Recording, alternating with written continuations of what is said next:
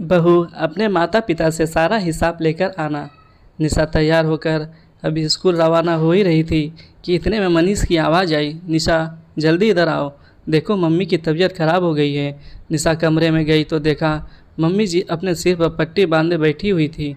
वो फटाफट रसोई में गई, चाय बनाकर ले आई और चाय बिस्किट देकर उन्हें दवाई दे दी। उसके बाद निशा अपना बैग उठाकर स्कूल जाने लगी तो मनीष ने रोका, अरे तुम कहाँ जा रही हो? यहाँ मम्मी की तबीयत ख़राब है, तुम्हें तो घर पर होना चाहिए। अगर उन्हें किसी चीज़ की ज़रूरत पड़ी तो आज की छुट्टी ले लो।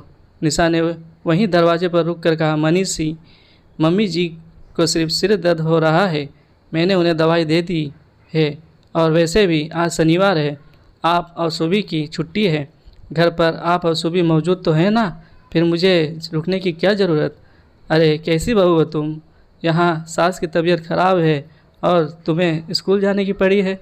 पता नहीं जब से मायके से आई हो ऐसा क्या नौकरी करने का भूत सवार हुआ है। मनीष ने थोड़ा नाराज़ होते हुए कहा, अरे बेटा रहने दो, तुम लोग शांति रखो, खुद की बेटी होती तो दर्द होता, बहू से क्या उम्मीद करें। विद्या जी ने अपनी तरफ से दो बात बोल दी। इतने में सुबी ने भी कहा, भाभी छुट्टी कर लोगी तो ऐसा कौन सा नुकसान हो जाएगा आपका? अच्छा खासा घर संभाल रही थी, पता नहीं क्या नौकरी करने का शौक़ चढ़ा है आपको। मेरी मम्मी की जगह अगर आपकी मम्मी होती तब भी क्या आप छुट्टी नहीं करती? सुबह की इस बात से निशा को झकझोर कर रख दिया। एक पल के लिए उसकी आंखों में आंसू आ गए, ऐसा लगा जैसे उसे कुछ याद आया हो। वो पलटकर अंदर आई और अपना बैग सोफे पर रखा। उसे बैग सोफे पर रखते देखकर सबको तसल्ली मिली कि चलो अब निशा छुट्टी करने को तैयार हो गई। पर निशा मनीष के पास जाकर खड़ी हो गई और उससे बोली, ठीक है मनीष जी, मैं आज छुट्टी कर लेती हूँ, पर आज की जो मेरी तनख्वाह कटेगी उसके पैसे आपको देने पड़ेंगे। तुम्हारा दिमाग तो ठीक है, क्या बकवास किया जा रही हो तुम? मनीष ने नाराज़ होते हुए कहा, हाय राम, बहू तुम्हारी कितनी ओझी सोच है। भला सास की सेवा के लिए छुट्टी लोगी तो उसके पैसे तुम हम लोगों से लोगी? यही संस्कार सिखाए हैं तुम्हारे माता पिता ने तुम्हें? विद्या जी ने हैरानी से मुंह पर हाथ रखते हुए कहा। तो निशा ने पलट कर कहा, नहीं मम्मी जी, ये संस्कार मेरे माता पिता ने नहीं दिए हैं, ये तो कुछ दिन पहले आप लोगों ने मुझे दिए थे, याद है आपको या याद दिलाऊं? उसकी बात सुनकर वहाँ मौन पसर गया। किसी ने कुछ नहीं कहा और निशा ने अपना बैग उठाया और वहाँ से स्कूल के लिए रवाना हो गई। निशा जब ऑटो में बैठकर स्कूल के लिए रवाना हुई तो उसे वो दिन याद आया जब उसके मम्मी पापा के इलाज के बाद अपने घर के लिए रवाना हुए थे। उस दिन निशा अपने कमरे में कपड़ों पर तह लगा रही थी। इतने में बाहर से उसकी सास विद्या जी की आवाज़ आई। निशा कमरे से निकलकर बाहर आई तो देखा कि हाल में विद्या जी, ननद शोभी और पति मनीष साथ ही बैठकर कुछ हिसाब किताब लगा रहे थे। निशा ने बाहर आते से ही पूछा, जी मम्मी जी, आपने बुलाया? हाँ बहू, मुझे कुछ काम है, मेरा बहुत सिर दर्द हो रहा है, तो सबसे पहले तुम चाय बनाकर ले आओ, फिर यहीं बैठी हमारे पास, तब बताती हूँ। निशा फटाफट रसोई में चली गई और चारों के लिए चाय बनाकर ले आई। ट्रे वही सेटर टेबल पर रख कर अपनी चाय लेकर वहीं बैठ गई। इतने में मनीष ने विद्या जी को इशारा किया, जिसे निशा ने देख लिया। उसे बड़ा अटपटा लगा कि मनीष उससे कुछ बात करने के लिए भी अपनी माँ का सहारा ले रहा है, पर वह फिर भी चुप रही। विद्या जी ने अपनी चाय ख़त्म की और बोलना शुरू किया, निशा तुम्हारे मम्मी पापा का फ़ोन आ गया क्या? और वो लोग घर पहुंच गए क्या? और तुम्हारे भैया भाभी आए या नहीं, या फिर अभी भी विदेश में रहने का इरादा है? जी मम्मी जी, अभी अभी मम्मी से फ़ोन पर बात हुई, वो लोग घर पर पहुंच गए और भैया भाभी भी घर पर आ गए हैं। इस बार भाभी यही मम्मी पापा के पास रुकेंगी। चलो ये बढ़िया है, आखिर इतने दिन की परेशानी के बाद वो लोग अपने घर पहुंच गए।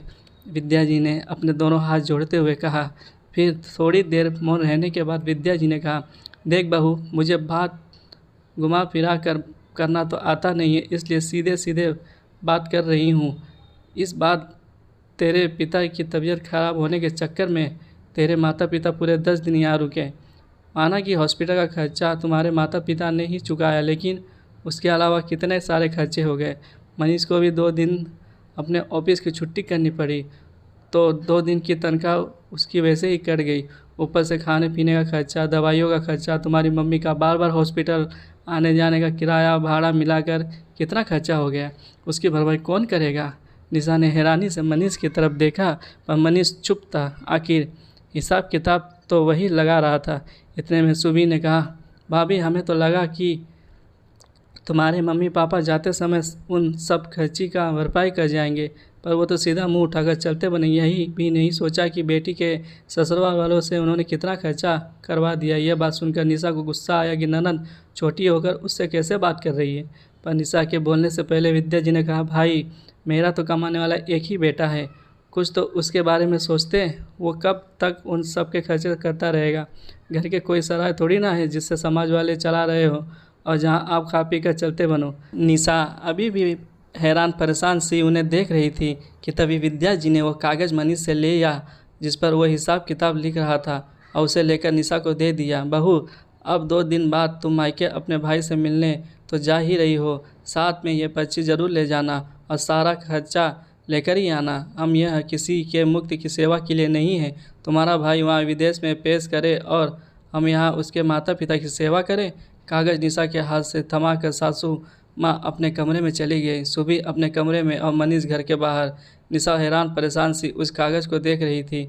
निशा ने कागज़ को खोलकर बड़े गौर से देखा। उसमें एक एक चीज़ का हिसाब लिखा हुआ था। मनीष ने 2 दिन की छुट्टी की थी, उसकी तनख्वाह, आने जाने पर खर्च हुए पेट्रोल का हिसाब, मम्मी के हॉस्पिटल आने जाने का किराया, 2 बार मनीष फल लेकर गया था उसका हिसाब, निशा अपने पापा से मिलने गई उसका हिसाब, मम्मी ने यहाँ क्या खाया, यहाँ तक कि हॉस्पिटल की कैंटीन से मनीष मम्मी के लिए जो चाय दूध लेकर गया उस तक का हिसाब उसमें लिखा हुआ था। कुल मिलाकर 6270 का हिसाब था। इस बारे में निशा ने मनीष से बात करने की कोशिश की तो उसने भी विद्या जी की बात को ही सही। अरे बहन, बेटी के घर का लेते नहीं बल्कि उन्हें देते हैं। क्यों अपने माता पिता को कर्जे में डुबो रही हो। और फिर तुम्हारा भाई इतना कमा तो रहा है, इतने से भी खर्चे नहीं करेगा क्या। खैर 2 दिन बाद निशा अपने मायके गई। मायके पहुंचते ही सासू माँ का फ़ोन आ गया, यह याद दिलाने के लिए कि आते समय पैसे लेकर आना। आखिर कैसे वो अपने माता पिता से पैसे मांगती, इसलिए आते समय अपने कानों के सोने के टॉप्स को बेचकर उसने वो पैसे घर पर लाकर दे दिए और उन लोगों ने भी वो पैसे रख लिए। यह बात ही काफ़ी थी उसे नींद से जगाने के लिए। कम से कम इतना तो उसे समझ में आ गया कि खुद के पैरों पर खड़ा होना कितना ज़रूरी है। हाँ, वो सोचती थी कि घर में रहकर अपने पति की गृहस्थी संभालूंगी, पर अब उसे समझ में आ गया कि अगर आज वो अपने पैरों पर खड़ी होती तो उसे इतना कुछ सुनने भी नहीं पड़ता और ना ही उसे अपने कानों के टॉप्स बेचने को ज़रूरत पड़ती। बस दूसरे दिन उसने अपनी सारी डिग्रियां निकाली और आसपास के स्कूलों में अप्लाई कर दिया और किस्मत से एक स्कूल में उसे जॉब मिल गई। वो तनख्वाह सिर्फ 15,000 रुपये थी, पर अपने स्वाभिमान को बचाने के लिए बहुत थी। ये कहानी आपको पसंद आए तो लाइक करें, सब्सक्राइब करें और शेयर करना ना भूलें। धन्यवाद।